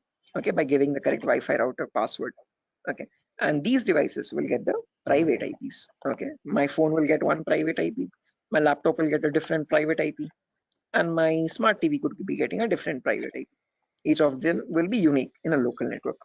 Okay, so this is where public IPs come into play, and this is where private IPs are used in a local network. Is this clear, guys? Any questions up to this part theoretically? Hello? Public ISP, private. Okay, sir. Any questions, guys? Sir, actually, internet, just Yeah, internet is what you connect to the World Wide Web. Okay, whenever you're opening up your browser and connecting to any public website, okay, that public website is nothing but the internet facing site. Okay, your google.com or your yahoo.com, youtube.com, all these are public addresses. Okay, private IPs are the local IPs. So your inside home network is a private IP network, and that private network is known as the intranet. Okay, and this is the intranet, INTRANET.